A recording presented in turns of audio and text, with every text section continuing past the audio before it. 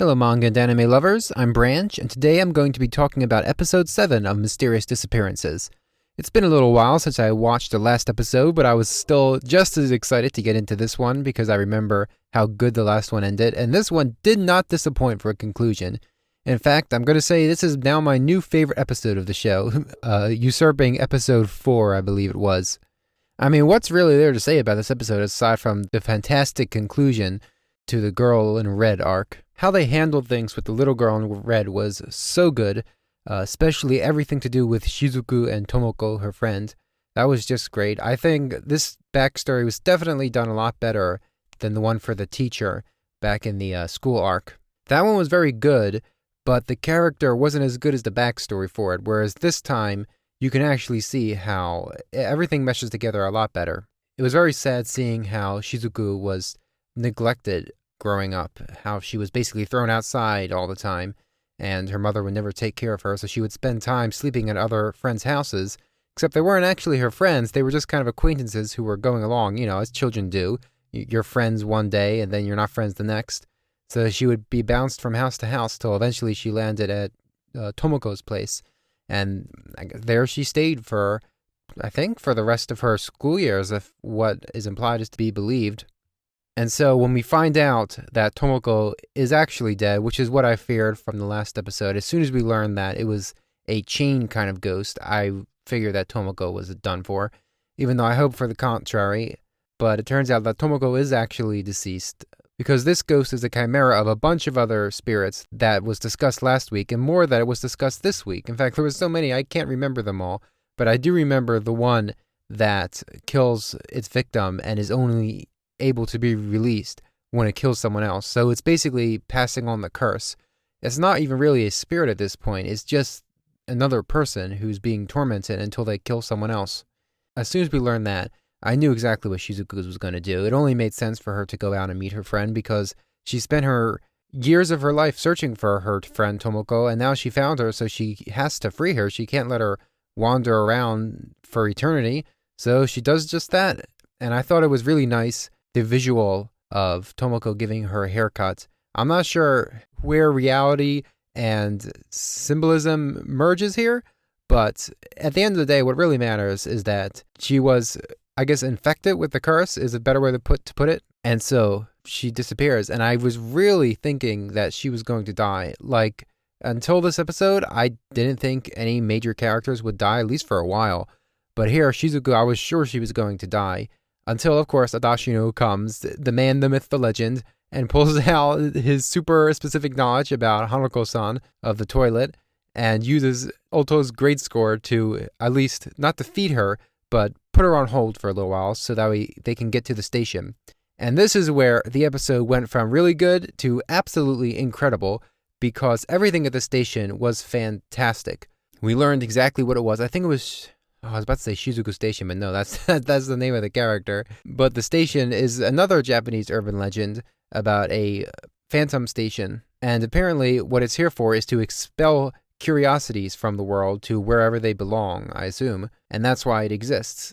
And now everything makes a lot more sense why you're able to trade a curiosity for a ticket, because that ticket is basically meant for the curiosity to get on the train and be booted out of there. It was interesting to know that Sumineko could not understand the voice when it was speaking to Adashino about the tickets, and that kind of explains her severe reaction to everything that was going on, and why she got better so quickly after the voice stopped speaking.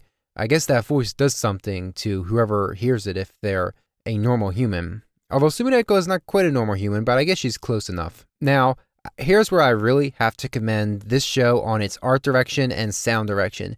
Because the walk through the train station and the whole train section, that was right out of the back rooms. That was right out of a liminal space area, or however you want to call it. I've been a huge fan of liminal spaces and games that capitalize on it and videos and all that stuff. It just gives you such a lonely, isolating, and yet comforting, but at the same time creepy feeling.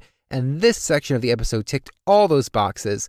The sound direction especially, it sounded like you were actually in a train station and yet there was nobody there.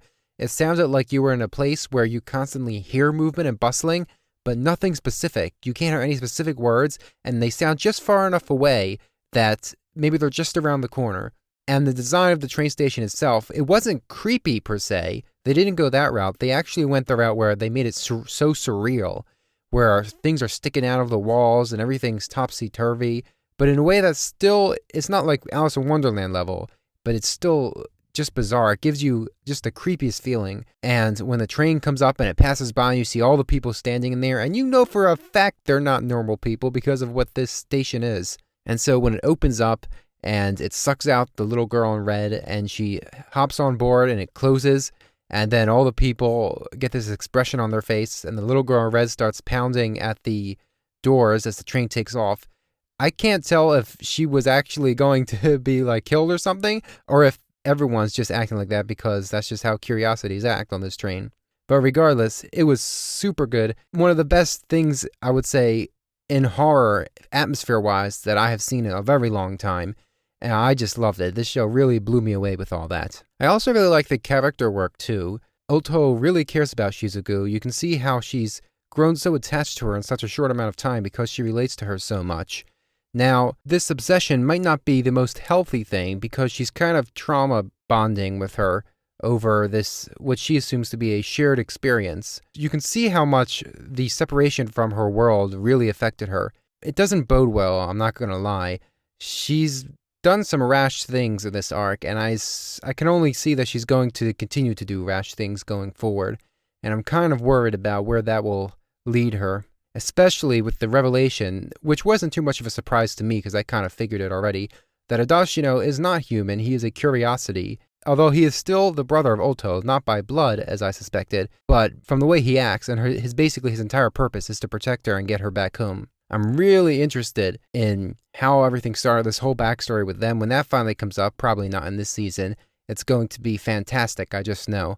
But that leads me to believe that maybe the old man he met in that mysterious city was also not a human. That's beside the point, though. It wasn't stated, but since Adashino starts oozing from his eyes again, it makes me think that he did use his eyes, his sight, as they call it, on the curiosity, on the little girl in red when Shizuku was being spirited away. Even though Oto asks and he denies it, and he used a test as an example, I'm almost certain that's not what happened, because every time he oozes from his eyes, it's a clear indication that he's used his ability. And it's interesting that the station talks to him about how he's not sleeping or eating or whatever, so I don't know if he was a curiosity born to help Oto, or if he is a curiosity that basically gave up being what he is in order to become Adashino, Oto's big brother. Again, a lot of stuff, a lot of speculation, but moving on from that, Sumideko, as always, fantastic character. She's the type of person who doesn't panic when something really bad happens, she just acts, which is fantastic. I've been in a couple what I thought were pretty bad situations before. Of course, later they turned out to be nothing, and I was just scared for no reason, but I'm also a type of person who acts rather than freezes up. And so when Shizuku locked the door and went to open the door to the little girl in red, and Sumideko got the fire extinguisher and started bashing that thing down, I'm like, you know what? That's exactly what you got to do in that situation, and I'm glad she went for it, even if they didn't make it in time. And at the end, when Adashino was basically telling Sumideko about everything about him and Oto, except for the fact that he's not human, she reacts, of course, exactly how a mature adult should react. She's not really fazed by it at all.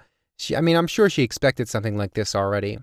But I really appreciate their friendship, and it's making me think that Adashino's not making it through to the end of this series. I initially thought they would part ways when they went back home, but now that we know Adashino is basically a monster, I don't think he's going to survive the end. He's probably going to die after he sends Oto back home. Which means that this series is unfortunately a tragedy, which I normally don't like, but at this point, I'm too far into it. And this episode was so good, I just have to keep going. I also wanted to mention how much better the animation was this episode than usual. The art was a little here, it was a little messy at some points, and sometimes the characters didn't even look like the characters, but the animation was very dynamic, not what I'm used to from this show, and I really appreciated that. I believe that's all there is to talk about in this episode. Now I really want to go watch the next one, so I'll go watch that and film my review for that. See you next time. Bye.